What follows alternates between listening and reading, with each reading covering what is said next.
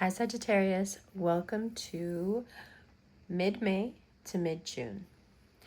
So we're going to start with late May and then we're going to go into all the transits of June in the extended. But in the general, we're going to talk about the general trends of May, late May, and what happens at the beginning of June. And the reason you can't see me, and I'm doing it with the cards, isn't because I don't want to be perceived. I'm over all that. It's because this reading has to do with image and morals. And I don't want anything distracting you from that. Also because of moments like that. How much more exciting is that when you can see the shuffle? Okay, so first card out, Temperance. So here's the thing. Late May is about being very sensitive to image and appearance. This is a conversation that will go on all throughout June as well, but it really kicks off starting today. And between the 25th and the 27th, it really hits home. So what do I mean by image and appearance?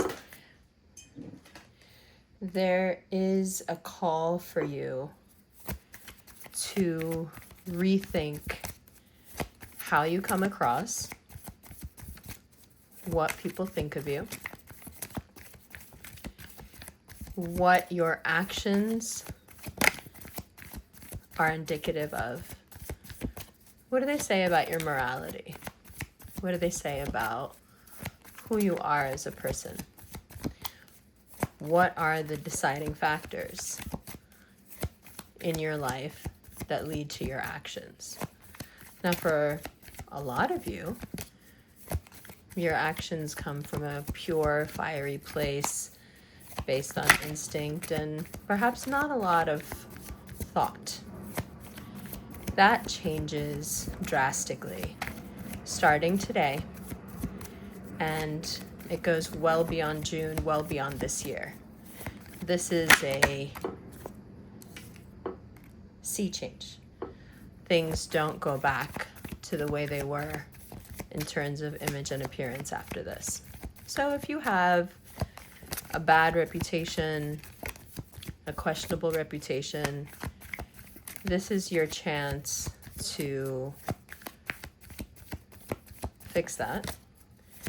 And if you have a good reputation, people think well of you, this is a chance to enhance that and really dig down into what you believe, why you believe it, and begin to live a life, if you're not already doing so, based off of deep contemplation of the right and wrong. So, another way to put this is many people have qualms about your morality. Not that they think that you're a bad person, just that when you really want something, there's very little that gets in your way. Many people in your life may wish that you were guided by something a bit more pious, let's say. Guided by something a bit more structured. Many people you know may wonder how loud your conscience is. Don't be offended by any of this. I don't think any of this. But you can easily, as a sign, as an individual, sorry, I don't know what's going on with me, you can appear questionable in your morals when that fire gets going and you lose your temper, become lustful, become angry. Sometimes just close yourself off, turn around and walk the other way. So when it comes to themes of abandonment, sexual promiscuity, questionable behavior, violence even. There are people who will be very surprised at who you are now becoming. In no small part, because right across from you, you have enormous change coming up, right? In June, we'll see Mercury in Gemini. You have Jupiter in Gemini. You have the Sun in Gemini. In July, we'll see Uranus move into Gemini. So whether you're a Sagittarius rising and that's your 7th house, or you're a Sagittarius natal sun and it's across from you, it has a deep impact on your personality, specific aspects of your personality, which will then affect the entirety of your personality. And it starts with how you look, not just physically how you look, but how your actions come across to others. So let's start with, this is self-explanatory, that's you. For those of you who are not versed in tarot, the Temperance card is the Sagittarian card. The Three of Cups, being the second card, is such a read, okay? Because it speaks to celebration, yes. It can also be third-party situations when two people are together and there's another party involved. So it can speak to infidelity. It's also a card of addiction, indulgences, that which may have started off as fun, whether we're talking about sexuality or addiction or gambling, whatever it is, it started off as fun and turns into something else, or has turned over the years into something else that deeply affects who you are, but not in a way that perhaps is obvious to you, but is very obvious to the people around you. And it does create judgment around you. You're moving into a space where that's not good enough anymore. Just because you can't see it and you don't think it's a problem isn't good enough anymore. Late May, especially around the 25th and the 26th, you become painfully aware of how you want to be perceived and how you are not being seen. And it can be painful because it's not who you are. None of this defines you. Whatever it may be, whatever that Three of Cups is for you, none of it defines you.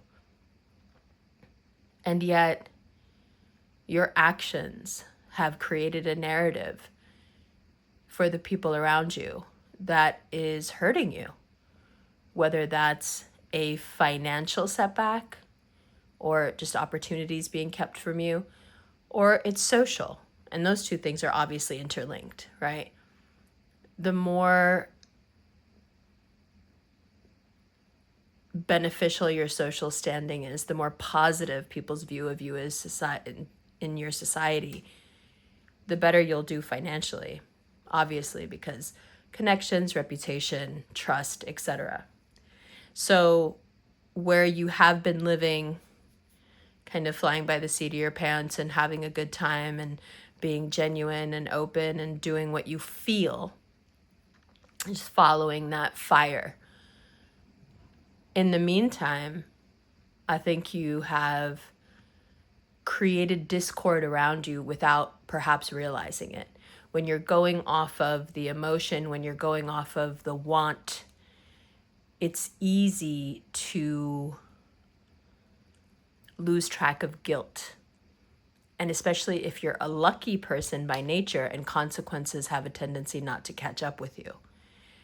I think anyone who's cross-watching who's been hurt by a Sagittarian will be vigorously, nodding their head in agreement at this point. You have a tendency to not feel the effects or the consequences of your actions. And lucky for you, not surprising, Jupiter ruled Sagittarius, lucky for you, you may not have to. If you allow late May, if you allow Gemini season to usher in a new phase of life for you, you can make a clean break from who you've been and the consequences of who that person was. And I'm not saying it's all negative, and I'm not saying you're a bad person or anything like that. But there is a sense here of revisiting what's happened in the past, the choices you've made, perhaps betrayal that has happened to you, because of you, either way. Things where you dropped the ball, work situations where you dropped the ball, social situations where you made yourself look bad, or you made a friend look bad, or, kind of fucked up a social situation. All of that, it's not necessarily being reviewed. It's just a cumulative effect now where it's all added up and it bears down on you in a way that doesn't keep you down. It just prompts a contemplation about what happiness and contentment looks like, and how important image, reputation, appearance is in light of that, in the context, right, of what does happiness look like for me and what do I want now? Now, can this also be because your definitions of happiness are changing? Yeah, of course. And you're an intelligent person who is constantly evolving, so that's not a surprise. What is a surprise, I think, is that, like I said, this is a permanent change. And I don't know why, this reminds me of Volufiline. If you don't know what Volufiline is, it's not a medication. It's a topical solution that was created in the 80s for AIDS patients because of how gaunt of an appearance, excuse me, there was a certain gaunt appearance to AIDS patients in the 80s because of the drugs they were taking to stay alive. And Volufiline was created to put topically on the skin, and it brings pre-fat cells into maturity. It brings pre-fat cells into a fatty state, therefore adding volume to the face or wherever you put it. The thing about Volufiline is that it's irreversible. So even though you can get it on Amazon for a few dollars, and you can fill in the hollows under your eyes or wherever you want to put it, you can't take it back. The results are permanent. And it really does feel like that's where you're at, is that you're implementing changes now based on this kind of emerging superconscious, and the changes that you make because of it, the realizations that you have about yourself and how you don't want to be anymore, are permanent. And we live in such an impermanent world. We live in a world full of things that only work as long as you work them. Things that constantly need to be topped up, things you need to keep on top of. But this is not that. This is not a struggle. This is not something temporary that you have to build and work on. This is deep, fundamental change. And my favorite part about it is that it's not based on shame. It's purely cerebral. There's no visceral element to this. You're thinking about your image. You're thinking about your appearance. You're thinking about how your actions have made you look, or the reputation they've given you in culture and society. And you're not happy with it. You want different, you want more, you want better. So that period of contemplation, I would say, lasts all through Gemini season, but it's not sad. It's revealing, and it's motivating. You don't see yourself from the outside. That's not what it is. It's more about becoming hyper aware, whereas before, the fact that you don't care what people think may have kept you in the dark about how you come across. You still don't care what people think, but you're deeply concerned with how you come across, because you're also realizing, because you are a very smart person, that there is a lot of truth to what people think of you, because you can see how it's based on your actions and based on the choices that you've made. So it's very positive, but this switch here, it's not easy. Whether you're deciding to leave an addiction behind, or you realize that you've got a problem with something that you can't take care of on your own and you need help, or there's an extramarital or somehow an infidelity-based relationship you're going to have to let go of, or there's a business dealing or a friendship where you have not shown up as genuine as you should have. Whatever it is, and it could be a bevy of things, whatever it is, the jump from the 3 of Cups to the 9 of Cups is difficult because it requires change in action. It's learning. You're learning. And what is the definition of learning? A change in behavior. So your behavior is changing, and some of the behaviors that you're changing, you may not be able to handle on your own. And it's important for you to think about that and be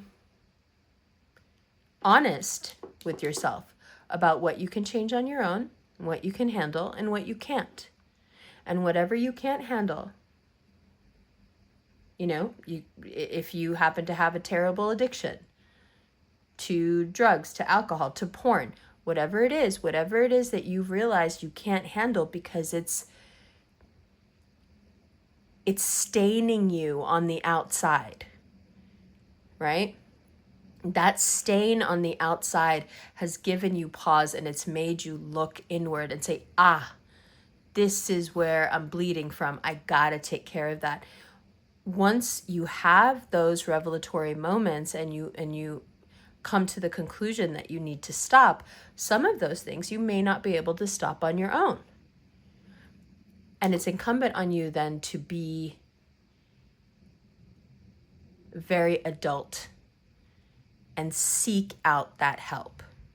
There are people around who want to help you. A lot of people.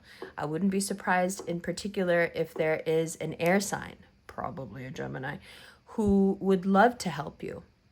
Just keep in mind that the way they're going to speak to you about this and the way they'll go about helping you may at first seem extreme or harsh to you. And the reason it seems that way is because they're not giving you any passes. And the moment of realization that you have with them is that you give yourself a lot of passes.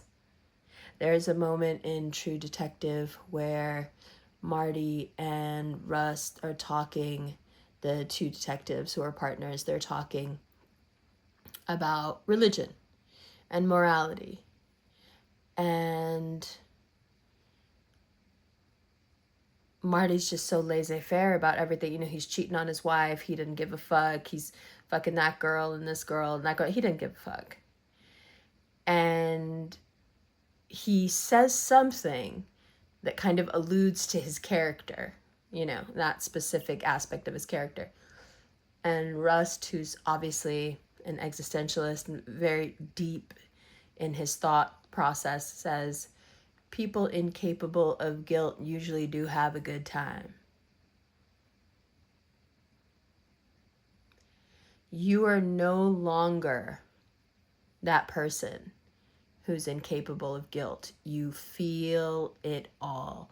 You don't need the world to show you consequences for your actions. You're tired of slipping out of, trouble. You're tired of not facing consequences. Not that you want them. But there is a sort of poetic justice to someone who doesn't feel the consequences of their actions and yet somehow it builds up inside of them. The lack of accountability doesn't make a difference because it builds up inside you, and you get to the point where you don't like what you see. And when you don't like what you see, come on, man, you're a Sag. If you don't like what you see, you're going to fucking change it. Of course you are. And so that brings us here. And so whomever this harsh person is, let's not discount that it could very well be me having this conversation with you. Whoever this person is, they're giving it to you straight. Much straighter than you talk to yourself. And I think you should lean on this person a little bit and let them talk to you like this, and let them bring you fully into the awareness of how you look from the outside. Because there is a huge divide between how you can make people feel, which is great. You make people feel great, right? You're lovely to be around. And what they think of you. Just because you can charm people and make them feel good and you have fire and optimism and intelligence doesn't mean that they have a good opinion of you. And it doesn't mean that you're being smart about who you are, what you are, and what it can do for you. What you realize as you embark on this journey, starting actually coincidentally today, the 18th, marks, a big day of realization for you in terms of what we're talking about. The journey you start today, it changes you in so many ways that you can't take back. And there is no reason for you to pine moving forward for the person you used to be. You actually don't feel like being that person anymore. Not that now you become someone who panders to what people think of you, and that's, you become consumed with that, and you base your life off of wanting other people to like you. This has nothing to do with people liking you. They're going to like you regardless. You're beautiful, you're charming, you're wonderful, you're smart. They're going to like you regardless. This is about people respecting you. This is about people wanting to work with you. This is about people wanting to give you money and be associated with you. This is about people trusting you. Those things have become a currency that you really want. And it requires on your part an enormous amount of bravery, but it's a bravery that will start paying off almost immediately because you are so good at conveying who you are. You are so very good at it. You are so very easy with who you are that people will notice right away. Okay, this person's image is changing. This person's appearance is changing. And the other thing that happens while you're going through this is that you start to see the hidden flaws in others, especially in what attracts you. Whether it's a person, a job, an ambition you have, you start to see hidden flaws in those things that mirror the flaws in you that were hidden. So it's like you have this realization about how the world is viewing you, and you're like, oh my God, this speaks to flaws that I have, and I don't want to be this person anymore. Boom, done. Let's move forward. Let's find some solutions. Those arrows are hitting the targets. An unexpected benefit, which at first may not feel like a benefit at all, is that you can see people so much more clearly. You can see your own ambition so much more clearly. And the things behind what you're attracted to, the flaws behind those people, those ambitions, perhaps those aspirations, they become crystal clear to you. That is being, broadcast so loud that it raises the dead. And it's such a blessing, because there's no point in you changing if you can't see how the choices you were making, the people you were around, the things that you wanted, if you can't see your own flaws mirrored in them, you won't be able to fix it. Even if you fix things temporarily, it won't stick. And because you're fundamentally changing, if your externality doesn't reflect this change, it's not that it won't stick as in you'll change, you'll go back to being who you were. It won't stick in that you'll start to feel like you're living a lie. It won't, maybe not stick, maybe that's not the right word. It doesn't align. And it throws everything off, because if you're changing as a person and you're becoming hyper aware and hyper vigilant about your image and appearance, the things you used to like, the people you used to be attracted to, the things that you used to want, if they don't change, that turns into an untenable situation full of unhappiness. It may even make you super aggressive, right? We don't want to do that. So when you start to see those flaws, those quirks, that lack of conscience, whatever it is, when you start to see it in that person you're attracted to, in that thing that you want, in that job you wish you had, in that, that job you're grinding to keep, when you start to see the reality in them as you see it in yourself, you're breaking away from it. Don't take it out on yourself. Don't get frustrated. Don't get scared. Don't get overwhelmed. Just move away from it. Reassess everything. So it's not one mirror, but two mirrors. Right now, until about mid-June, the world is holding up a very clean mirror to you and showing you what your actions and your choices and the places and the situations where you drop the ball, what that says about you and what it makes people think of you. As you take this in, you start to become a mirror for those people that you wanted, that you want to be friends with, that you want to be with, that you want to work with. And you see in them where they have dropped the ball, where their morality is out of whack. So all in all, Gemini season becomes a time where your principles come to the forefront. And it's not to say that anything you're realizing now makes you change your principles and your morality. No, that's always been intact.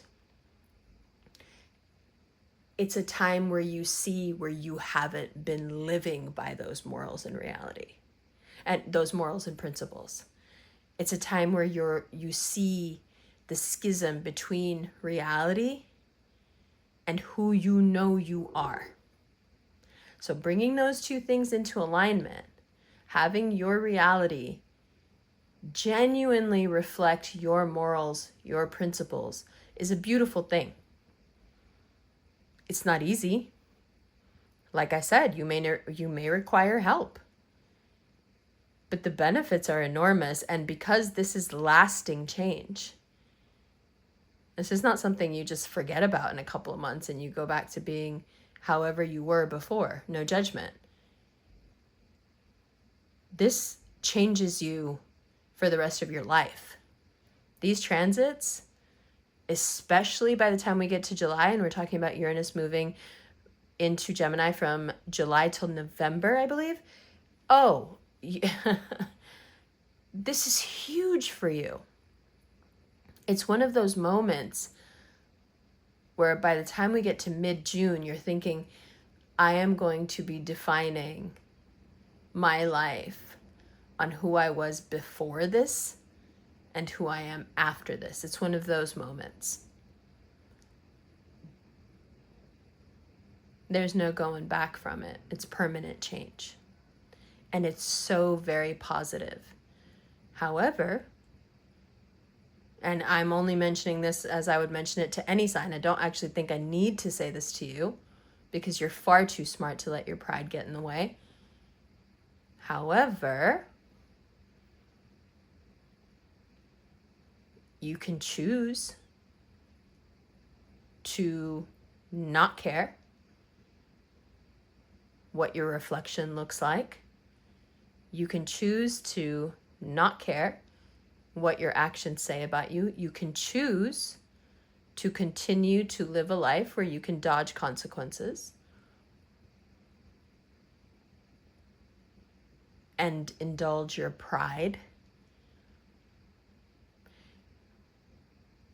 But I don't think that there is a road from those choices to your success. And success is very important to you, as it is to everyone. I think the reason it's even more important to you than most people is because you're painfully aware of how much potential you have, how easy it would be for you to be enormously successful. And your pride can trick you in two ways here. It can advise you to not give a fuck what people think. Who cares what I did and what they think of it? I'm good. The subtext being, I'm good because I got away with it. Or your pride can turn on you and make you feel bad for everything you've ever done, make you question yourself. Don't do either of those things. There's no point in them. There's no progress being made there. And those are dead end choices. Instead, you can funnel that fire. Mars is in Leo, fellow fire sign. You can funnel that fire, that optimism, that intellect, that jovial nature you have. You can funnel all of that into a space of no judgment, just progress, just change, just improvement. And I think you'll be surprised at how your life smooths out and becomes so much easier and less stressful. Because there has been a disconnect, Sagittarius. I don't usually talk like this in the generals anymore because I know how easy it is to be offended by the things I say. Sometimes the tone is not right. But I feel like I'm doing you a disservice if I'm not honest with you.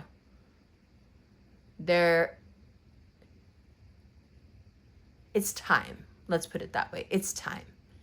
It's time for a change that brings your true self forward. You deserve for people to know how noble, how caring, how genuinely good you are. So the conversation that then needs to happen isn't between you and society. The conversation you need to have now, while you keep your arrows in that quiver. There's no need to shoot arrows at yourself here. The conversation you need to have now with yourself is one of opening up your hand and letting go of those actions and those choices that you continued to indulge simply because you could. And like I said, it's not that you can't anymore. You just don't like what it says about you. You don't like what your actions and your choices are indicative of. You don't like the reflection it casts on you as a person. So don't get caught up in the, I don't give a fuck what they think. No, you shouldn't. No. You think as a Gemini I would ever tell you to give a fuck what people think? No, you shouldn't. Fuck them. This is about you.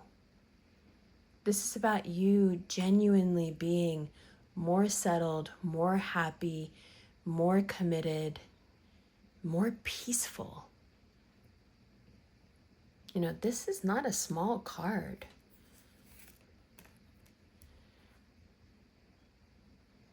Taking a back seat, giving your ego that back seat and letting the divine in you, letting the purity in you come forward, doesn't mean you don't have as much fun. Doesn't mean that you lose something. In fact, may not seem like it right now, but it's a hell of a lot more fun to be respected, not just adored. To be trusted, not just wanted. Because it's easy for you. Everybody wants you. Who doesn't want you? There are a lot of people in the world who would be just fine with just that.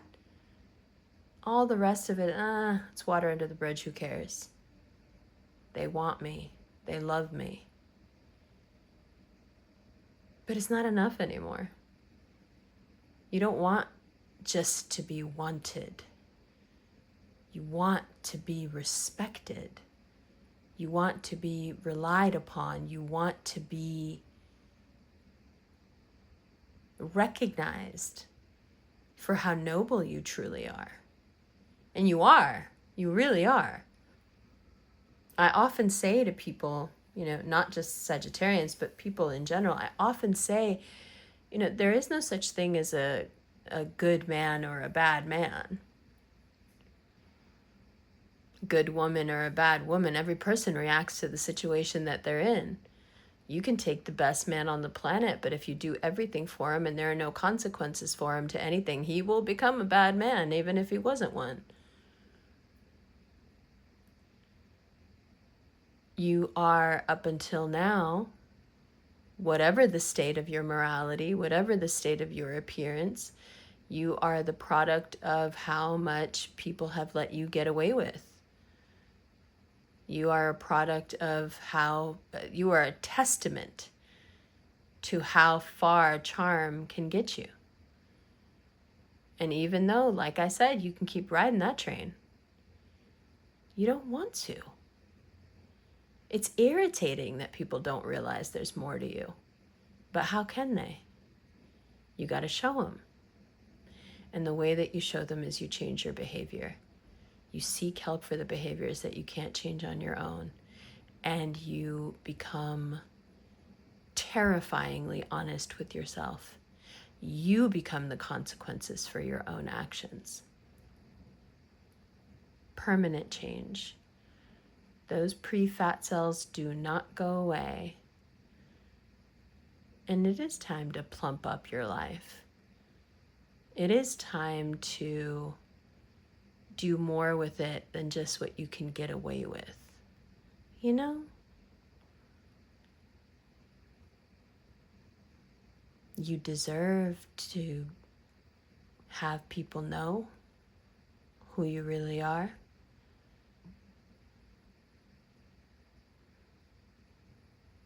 Scary. A little scary. Especially if it doesn't sound fun. But there is something, blasphemy, okay, ready? There is something better than fun. Respect. Respect is a lot more valuable than fun. Fun is, you know, eating cake every day. It's fun. But depending on how old you are, eating cake every day is getting kind of tired, huh? Would be nice with something substantial. That's where you're heading. That's why everything around you feels like it's changing. And when we talk about love in the extended, one of the things we're going to talk about is how, the challenges you face right now in terms of the conversation that we're having, in the context of this conversation, one of the challenges that you face is either meeting somebody who immediately brings out the lust in you, or running after something that pulls that worldly ambition out of you. Either of those things can make you quite ruthless, quite careless, quite callous. And those opportunities that you have there are a test. They are opportunities for you to show yourself that you can, in fact, be who you really are, instead of taking the easy way out. The fun way out, the easy way out, whatever you want to call it. And not to belabor the point, but it doesn't mean that you can't have fun moving forward. In fact, you'll have a lot more fun. I promise you that. There is something very satisfying, illuminating, gratifying about people knowing your heart, and being able to trust you, rely on you, know you. Because I don't discount for a second that a lot of the fuck shit that y'all be up to is because you don't want anyone to really know you. There's safety in that. I get it. I'm a sister sign. I'm a Gemini. I know you. I get it. We do the same thing. But my gosh, the glory of a self-aware Sagittarian who doesn't want to keep sabotaging themselves. Oh, the way you'll shine. Inshallah, the way you'll shine. So be kind to yourself, but get to getting rid of those bad habits. Drag everything out into the light and leave it far behind. You have such an enormous opportunity here to quadruple your good luck. Really make a name for yourself. Really, truly. And I'm just excited to watch you do it. You're already so wonderful, so fun to be around, so lovely. I can't imagine how much more wonderful it'll be when you're living that way. You know? I love you. There are, let me see what I have here. We have got 1, 2, 3, 4, 5, 6, 7. We have 7 transits in late May and early June to talk about in terms of love. And then we've got about 4 transits to talk about in terms of money. And then some general health and wellness advice as well. So we'll do all that in the extended. Okay? I love you, love you. I'll see you in a few weeks. Happy motherfucking Gemini season. It's coming up fast and it's going to be incredible, inshallah, inshallah.